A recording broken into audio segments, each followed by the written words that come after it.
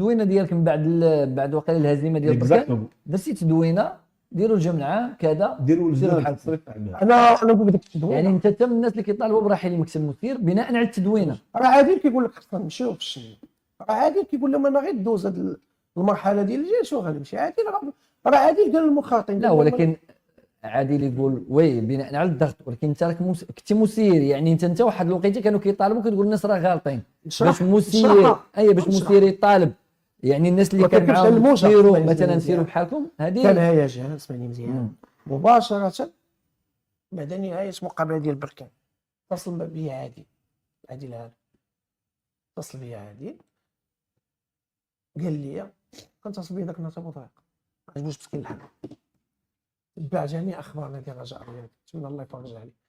اتصل بيا عادل قال لي عبدي قالت لي عادل ما بغاتكش ما دورتش معاك عادل مازال حي. قال لي فوق عادل 9 شهور وقف.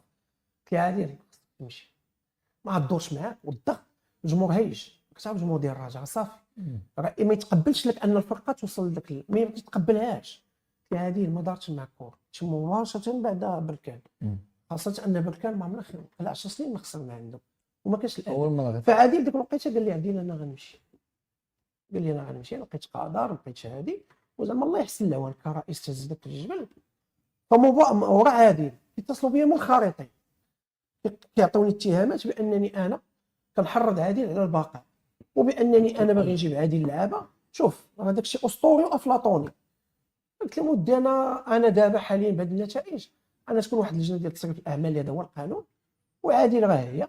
وانا الموقف ديالي لدوك المنخرطين اللي كيشكوا فيا انا بانني انا كنقول لعادل وعادل ما باغيش يبقى، فالموقف ديالي عطيته له في فيسبوك انتهى. هذا هو اش درت التدوين.